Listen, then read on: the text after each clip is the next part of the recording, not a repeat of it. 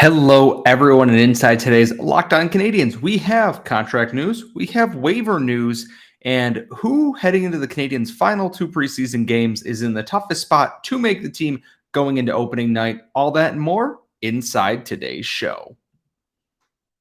For Locked On Canadiens, your daily podcast on the Montreal Canadiens, part of the Locked On Podcast Network, your team every day.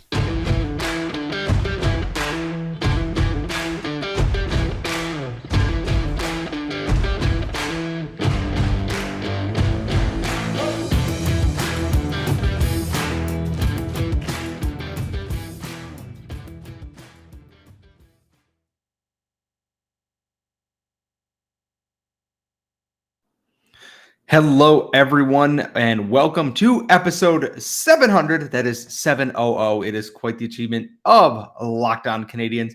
Unfortunately, my co-host is not here to celebrate this momentous occasion with us. It is just I, your host, Scott Matla, at Scott Matla on Twitter, and I am thanking you for making us your first listen of the day. If you listen wherever you get your daily podcast, or if you are watching on YouTube, make sure you're subscribed and you hit the bell so you know when new videos post from us here at Locked On Canadiens.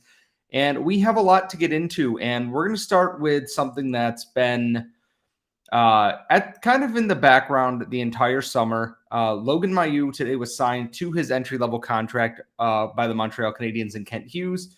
And I'm going to keep this brief. I'm not going to be discussing his off-ice issues that had happened and that he was, fined for in Sweden and suspended in the OHL for. I am going to discuss this contract and my confusion around it in a purely hockey sense right now. Laura and I have talked about everything surrounding this in the past. We're not going to rehash things 100 times. I'm also not a person in a position to tell other people how to feel about this. I'm not going to try and do that because those who have made up their minds have made up their minds regardless. And I am not going to try and force any one person to feel how they should about this. It's a very complicated issue, and I'm not diving into that in that regard. So I want to make that very clear. I am not here to condemn this person to never having an NHL career. That is not my job. My confusion surrounding this contract is twofold, in that they had another year of his eligibility in the OHL before they would be forced to make a decision, and they could have let it expire. They'd get a second-round pick as compensation for that, and they chose to sign it when he hasn't played since last spring. He suffered a severe shoulder injury, required surgery. He's been rehabbing it I believe in Ontario, and then he has come to Montreal. He has been basically in Montreal the entire summer and into the fall now. He was at Lasso Montreal with Josh Anderson and Nick Suzuki. He's been around training camps, working with the staff and rehabbing his shoulder. And my biggest thing with this is I look at this and I go, this is a player who has a lot to prove on the ice as in purely hockey terms here. He has played 12 games in the last year. And you can go, well, he was suspended for part of that. Well, actions do have consequences for things, and his actions cut out a huge part of his own development time.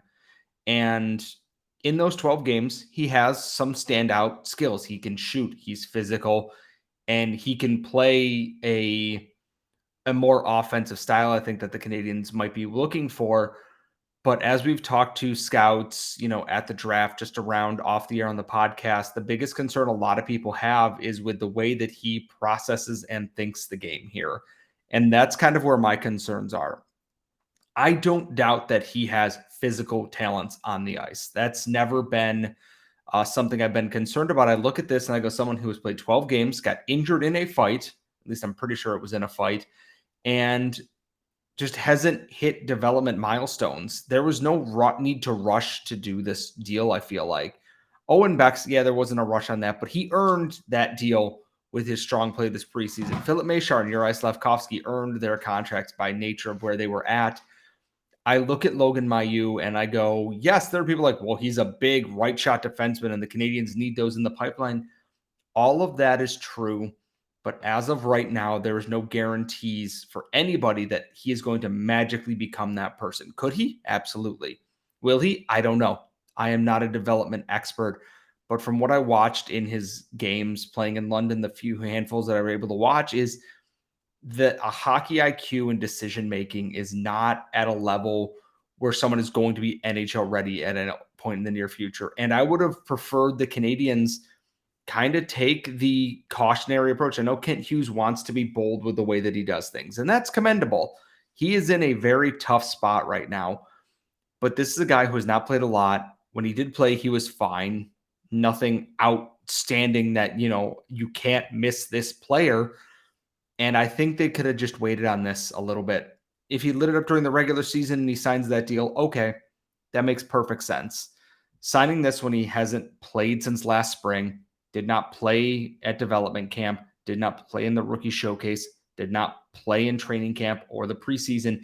He isn't playing in the OHL right now. He's still rehabbing that shoulder. In just 12 games, this feels like a decision they made that either they think he's going to be an incredible offensive defenseman, and this is why they did that. But I could be wrong. He could absolutely go to the OHL this year and light it up. And yeah, that's egg on my face. Whoop-de-doo, wouldn't be the first time, especially when it comes to prospects, rightly or wrongly. This just feels like something that they did not need to rush forward with. But as of right now, he's still under contract. He is with the team, still rehabbing his shoulder. I believe he's skating in a non-contact, those powder blue practice jerseys. And we'll see what's next. I assume once he's good to go, they're going to just send him back to the London Knights and let him play.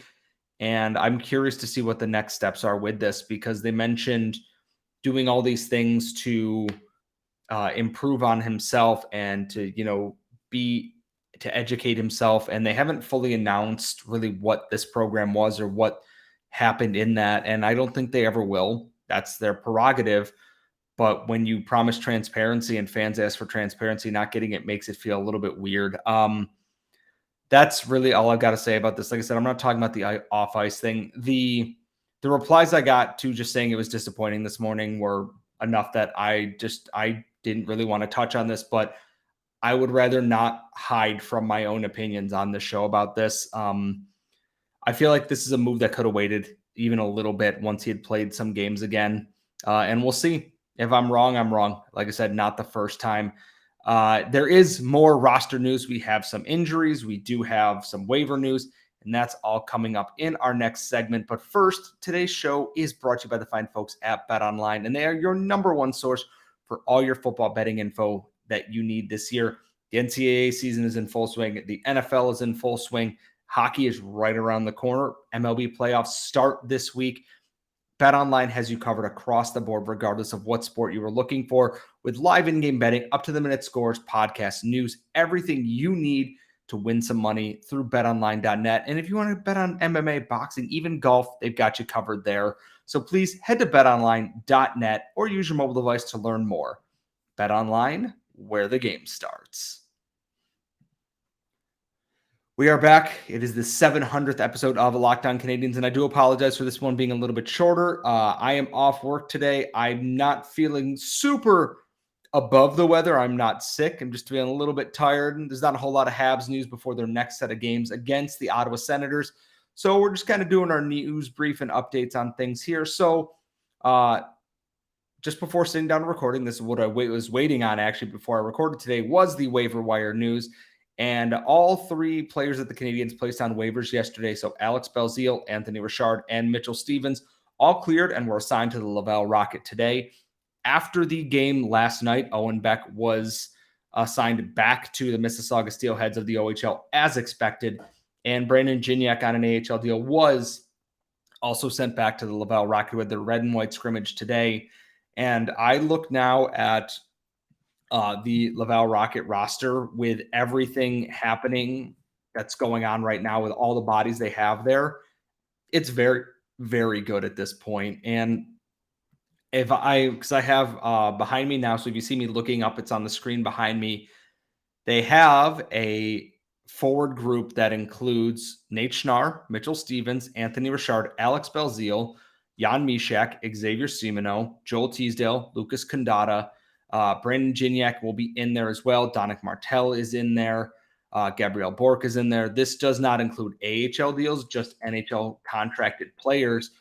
And there's still cuts to come from the Canadiens. I think, and we're going to talk about some of these last little battles in our next segment, but I look at the Rocket and I think they're going to be fairly stacked here. And I'm looking at the defense. I assume someone like Madison Bowie or Corey Schoeneman will also be on waivers before too long to help bolster the Rocket there. They already have Matthias Norlinder. They already have Johnny Fairbrother down there, Alex Green, Miguel Torini, William Trudeau, John Parker Jones, who's playing both forward and defense at some point. It's kind of wild. And I'm also remiss to I did not include Philip Machar when I was talking about players who were sent down to the AHL.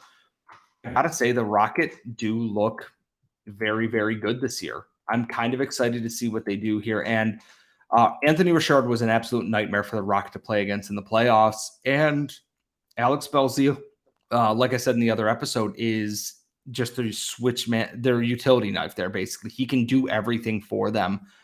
And this also includes the possibility that, hey, Juraj Slafkovsky might join the Laval Rocket for a little while. It's a team that looks like it's going to be very good. They're going to be very fast, and they're going to be adding other pieces here. There's a lot of competition for roster spots in the AHL and the NHL right now. Guys like Pierre Dubé, who I was actually very impressed by at the rookie showcase, just absolute nothing but effort. And I think the expectation is much higher now. They made the playoffs. They got within one game of making it to the Calder Cup finals. And I think everyone is expecting now that, hey, you know, we want to make the playoffs here. And the biggest thing I think all this hinges on is goaltending. Joe Verbatic, I believe, will be starting in the ECHL this year. I don't think he's going to steal away a spot from Kevin Poulin or even Philip DeRosier, for that matter, who came over. He was playing for the Lions. He was a Winnipeg Jets property last year. So if the Moose needed a goalie, DeRosier went to them. And I think this is honestly, it's actually kind of funny, is that Philip DeRosier is the one who took Samuel Montembeau's job originally in Springfield. And Samuel Montembeau is on that cusp of guys who might be coming down to the AHL. Basically, that last spot is between him and Caden Primo behind Jake Allen at this point, if they don't go get a third goalie.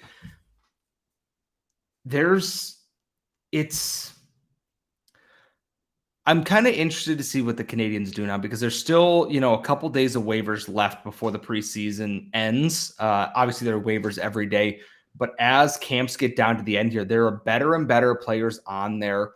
It is no longer one day where every team is sending everybody down and everything gets lost in the shuffle.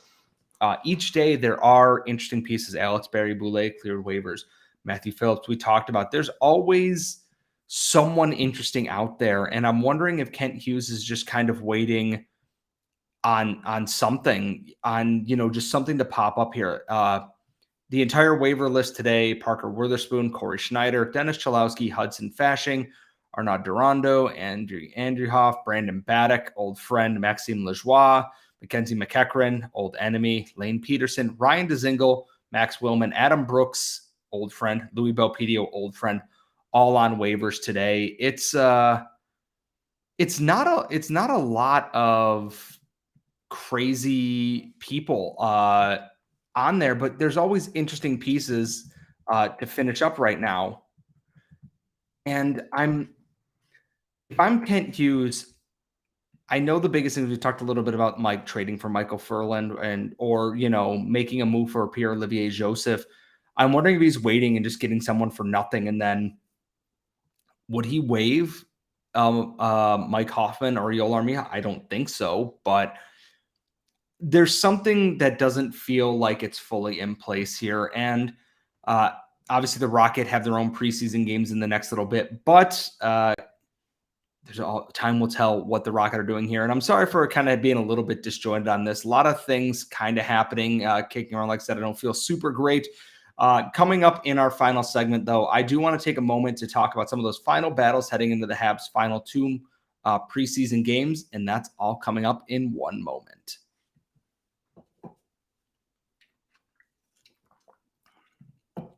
I am back. It is episode 700 of Locked On Canadiens. Tomorrow, I'm going to be finishing up some of those mailbag questions that you sent in last week that we did not get to, and touching on any other news that might be happening around the league, around the Habs. Who knows? There is a game at 6:30. We'll have a little bit of the recap after that. It should be as close to an NHL roster as Martin St. Louis can get. And I think the biggest thing first, going into these final two games, Jake Allen is the entrenched starter. The Canadiens know that right now. Behind him, it's up to Samuel Montembeault or Caden Primo to earn that spot.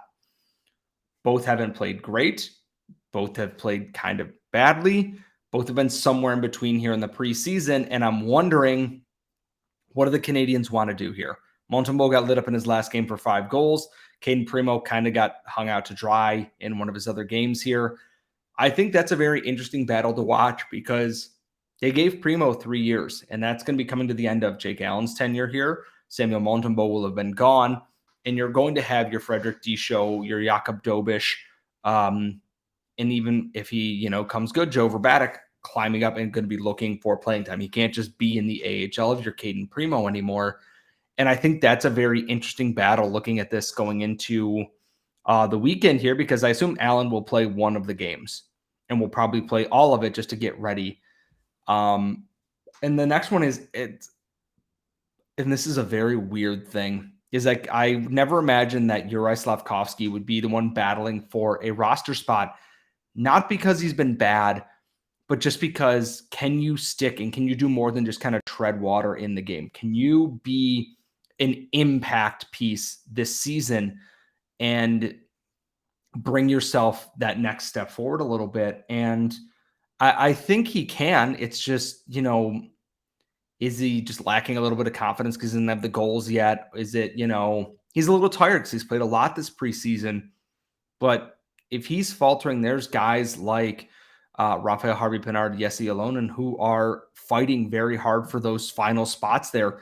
I think Harvey-Pinard and Ylönen have had their moments of shining, but they don't have the same panache and impact that Slafkovsky has on the lineup overall. I would like to see one or both of them make it, but I just look at the lineup in front of them. On the left side, it's Drouin, Hoffman, Pitlick, and currently Michael Pezzetta. Paul Byron is out. Obviously, you have Slafkovsky thrown in there as well because they're alternating pieces. And on the right side, it's Caulfield, Anderson, Gallagher, Dadonov, Armia in front of Ylönen. And it's hard because I thought Dadonov's played well. Brendan Gallagher's played well. Caulfield's been the best Hab in the preseason, and it's not particularly close. And a lot of these guys, though, can flip across the wings here. And down the middle, it's Suzuki, it's Doc, it's Dvorak, it's Evans, it's Monahan. That's not going to change at any point here. I don't expect those centerpieces to change at any point. And I look at these wingers here, and I think the one who might be in toughest to make the Montreal Canadiens right now is Michael Pezzetta. And it's hard because he earned his spot last year. He got called up with the team kind of spiraling, and he fought to keep his spot in the NHL last year. And he did that. He earned himself a 1-year contract. And I thought his play in this preseason, he's still got that physical edge. He's still feisty, but he's shown some really nice offensive skills to keep plays alive, keep plays extended, get pucks where they need to be. His work setting up Arbor Jackey's goal against Ottawa on Tuesday night was what you want to see from your fourth liner. But I look at these other pieces. Is Slafkovsky going to force him out of the lineup? Is the, return of Rem Pitlick as a regular going to force him out of the lineup? When Paul Byron comes back, is it going to force him out of the lineup? And there's no point to having him sitting in the press box not doing anything. But at the same time, who in this lineup do you replace him with? And yes, I know everyone's going to go, well, Mike Hoffman, because at least he tries. That's true. But Mike Hoffman is a better overall player than Michael Pezzetta is. I don't think that's a hot take to say. Michael Pezzetta is one of those guys who I think is right on the cusp. And I think as much as people, myself included, want to see both Rafaël, Harvey-Pinard, and Jesse Ylönen start with the Habs this year, I think they're starting with the Rocket. Simple as that, just based on a numbers game. But I also think they are due to make that jump this year when bodies are traded, and they will be at this point, when you're, Dadonov, when your Monahan, when your X, your Y gets traded, you have replaceable pieces there. And I think Jesse Ylönen could immediately jump up onto a line with Suzuki and Caulfield and form a really strong offensive threat. I think with someone like Christian Dvorak, who can help possess the puck and make smart little passes to open space, someone like Rafaël Harvey-Pinard with Brendan Gallagher would be a really good combination to put together. They're not being forced out because they aren't good enough. They're being forced out because of a numbers game. And I could be wrong. Something crazy could happen after I'm done recording this. They could make trades. They could do this. They could do that. But for right now, it is what it is. And I realized I forgot in the waivers segment, there were 2 injuries after last night's game. I can't remember if I mentioned them, that both Emil Heineman and Joel Armia were listed as injured. I don't know if they're going to be good to go this weekend, but that opens the door for these guys to make one last push. And I also realized I forgot Emil Heineman, who has had a very strong preseason. Still a little bit confounding, but I think he's done enough that he's forced the Canadiens to take a look. And if he isn't making it this year and he goes back to Leksand, I think he'll make the team next year almost pretty easily. And now heading over to defense, Joel Edmondson, when he's back, will be in the lineup, will be a staple in this lineup here. David Savard will be in this lineup, whether you like it or not. Mike Matheson will be here. He will be the top pairing defenseman. And Chris Weidman will definitely be here. Everything else is up for grabs. Corey Schueneman, Madison Bowie, Jordan Harris, Otto Leskinen, Arbor Xhekaj, even Caden Gooley a little bit. I still think Caden Gooley is going to make this team. I think he's going to make it as their third defenseman right now on that left-hand side. And they could pair him and Jordan Harris on the third pairing, and I wouldn't think anything of it. The biggest battle, I think, is between Justin Barron and Jordan Harris for that third pairing right defense spot, because Harris has been quietly good, maybe not as flashy, and Barron has had the higher points, but also has had more mistakes.